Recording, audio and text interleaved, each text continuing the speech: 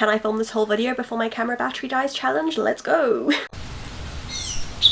Hey, what's up guys, it's Kelly, welcome back to my channel, welcome to my December TBR! I'm so excited to be uploading this. I love Christmas, and this year it has been decided for me by my husband that I'm gonna go all out, that it's gonna be Christmas overload, and it's gonna be a good year. I'm very excited for it. I don't generally get a huge amount read in December because I've worked retail for the past 4 years, but I no longer work retail. I am in an office this year, and we're gonna see if it makes a difference to my December reading. So I was kind of freaking out because I'm still coming out of a slump. It's still a rough time for me to be reading, and I missed 4 of my Spell It Out prompts in October, so I had to take 4 punishment books going into this month. But for once, the Spell It Out gods were kind. Actually, they've been kind to me a lot lately. I should stop being mean about them. They were very kind to me this month. So I started off by rolling my d20, which again, I don't normally do this. I normally roll my d8, but the last 2 or 3 times I've just rolled the d20 first. It's weird. And I rolled a 2, which means that I have to add 2 additional books onto my TBR, which I was less than thrilled about because I already had 4 punishment books that I had to read.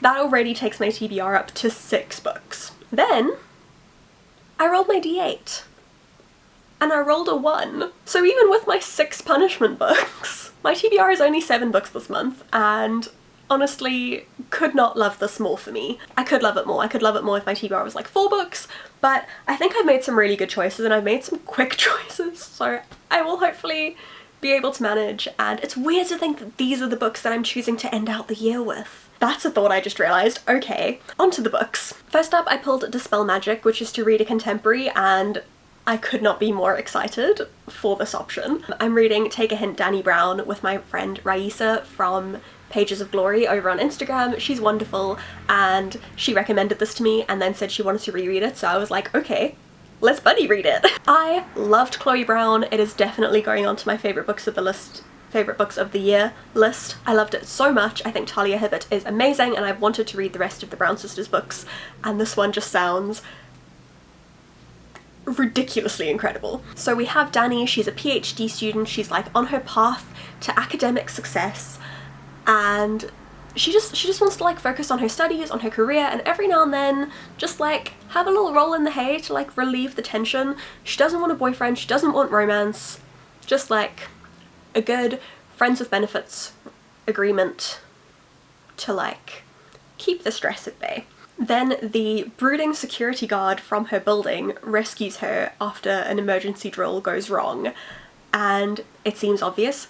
He's hot, she's hot, they should bone. Why am I like this? So Dani's like, you're the one.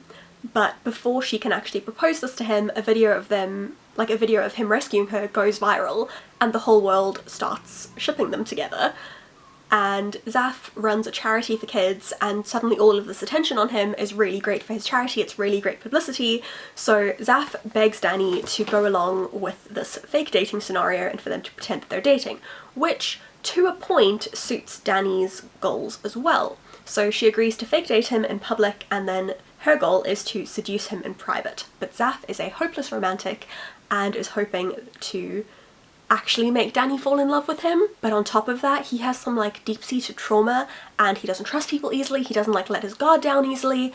There's a lot going on. There is fake dating, there is the guy falling in love first, but also being like cautious and guarded, and I'm obsessed. I'm gonna love this book. And Talia Hibbert just does like the perfect combination of like cute and fun contemporary to really, really good steam, and I'm so excited for this. Then I pulled Cloud of Daggers, read a book with a badass main character, and normally I go very obvious for this. It's always like a very typically obvious like fantasy heroine, normally a heroine, and it's like an obvious badass character that you would think of. I have gone slightly less obvious this time round, but hear me out. The Love Hypothesis by Ali Hazelwood. So this is coming out before my November reading wrap up, but if you are a regular subscriber, you may have noticed that I have already uploaded a video diary of me reading this book. I tweeted about how much I loved this, and Esme from Paradise of Pages responded and was like, oh, I really want to read this, and I was like, listen, I already want to reread it, so do you want a buddy read or I finally got my physical copy and I'm so excited to reread and annotate it. And you know what? Olive is a badass because women in STEM are badasses. So if you somehow escaped this book, we follow Olive. She's a PhD student and she has to convince her friend that she is dating someone so that her friend will date the guy that she was dating, because they like really hit it off. Her friend really is into this guy but doesn't want to date him because she thinks that it'll upset Olive. So Olive, to prove that she is like has zero feelings for this guy, pretends to be dating someone. However, when her friend almost catches her in this lie, she kisses the first random guy she sees, who happens to be Dr. Adam Carlson, a super grumpy professor in her faculty. And for some reason, when she explains all of this to him, he agrees to pretend to date her, and it is glorious. This is the viral TikTok book, as you can see by the ugly sticker, and it is based on a Reylo fanfic, and it has sent me down a Reylo wormhole. Like, honestly, part of the reason that I feel like I need to reread this book is because otherwise I'm not going to read anything else apart from Reylo fanfic. It's got me wanting to make Reylo fan art, it's got me wanting to make like Star Wars merch, it's got me rewatching the Star Wars films. It's just completely reignited my love of Star Wars, and I love that for me, and I love this book, and I'm very excited to reread it. Then I pulled Detect Magic, because of course I did. Read any fantasy book, and for this I'm going with Once Upon a Broken Heart by Stephanie Garber. Oh, this has been on my TBR for 2 months now. I got it actually slightly before it came out in South Africa, and I just haven't had a chance to read it yet, and it's been killing me because I love Caraval so much. It is one of my favourite book series of all time, and I'm so excited for this one. I don't know a huge amount about it, and I want to keep it that way because I went into Caraval very blind. I knew almost nothing about the storyline. I saw the cover and I was like, you. I want you. And then I absolutely adored it. So I want to go into this with knowing as little as possible as well, but I do know that it follows some of the characters from the Caraval series. From what I've heard from Stephanie Garber, you don't need to have read Caraval. Like, it's not a direct companion book, but I think if you have read Caraval, it will make it like a richer reading experience because you'll have some more background information. There are at least 2 of the characters from Caraval feature in this series. I'm so excited to dive back into that world, and I think it's gonna be so good, and I love her writing so much, I love her world building so much, so I'm so excited to see it expand and to see where she takes this new story, and I can't wait. I'm so excited. Then we're heading into my festive themed books. At some point in December I do want to do like a Christmassy readathon, like a 24-hour readathon where I just read Christmas books, and I'm either gonna live stream it or I'm gonna vlog it. I'm not 100% sure which yet, and these are all the festive books that are going to be on my TBR for that. So I pulled Blade Ward, read a book with an illustrated cover, which honestly is like all of them at this point. I don't do photographic covers, like, So this is always an easy one for me, but I pulled Midnight in Everwood by M.A. Kuzniar. This is a Nutcracker retelling, and I love the Nutcracker. I love the ballet. I mean, I love like the ballet dances, but also I love the ballet score. I love the Barbie movie. Barbie doing ballet is just like peak everything. Sidebar, but recently Barbie and the Nutcracker turned 20, which is wild to me because that was like my first favourite movie. Like, that was one of the first VHS tapes I ever owned. Just, oh, loved it so much. Such a good film. And to celebrate the 20th anniversary, the official Barbie channel, which obviously I'm subscribed to, if you're not, you should, because there's some top tier content on there, live streamed the Nutcracker for like a day straight. They just played the movie on repeat on YouTube for like 24 hours. It was glorious. What a time to be alive. But on to Midnight in Everwood. I have been seeing this everywhere. I don't actually know anything about it. Apart from that, it's a Nutcracker retelling, and that was all I needed to know. That and just, it's gorgeous. So I'm going to read the synopsis, which starts with the line, "It was a rainy day that the magic came, and once magic has entered your life, you stay in its glittering clutch forever." Nottingham, 1906. Marietta Stell longs to be a ballerina, but as Christmas draws nearer, her dancing days are numbered. At the wishes of her family, she will be obligated to marry and take up her place in society in the new year. But when Dr. Drosselmeyer, a mysterious new neighbour, purchases a neighbouring townhouse, it heralds the arrival of magic and wonder in her life, although Drosselmeyer's magic is darker than Marietta could have imagined. When he constructs an elaborate set for her final ballet performance, she discovers it carries a magic all of its own. As the clock chimes midnight, Marietta finds herself walking through a land of snow-topped fir trees leading to a frozen sugar palace silent with secrets. In the darkness of night, magic awaits, and you will never forget what you find there.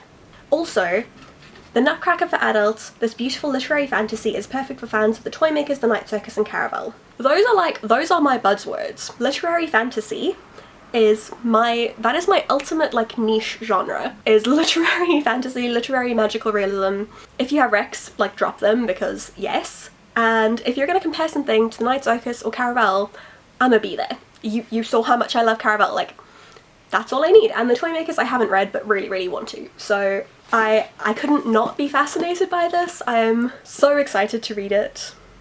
I think it's going to be amazing. I'm going to love it. And then we have the 3 books that I think are going to save the 7-book TBR because we have 3 middle grade Christmas books. Starting off, Animal Friendship. Read a book that features animals. All of these would have hit the spot because reindeers, but I've gone with The Christmas Carols, which has a donkey on the front, so we're making assumptions here. Basically, this is about a family called the Carols, and they have tons of Christmas spirit. They love Christmas, they play Christmas carols all year round, their house is always decorated for Christmas, like Christmas is a year-long adventure for them, and couldn't be me, but like, love that for them.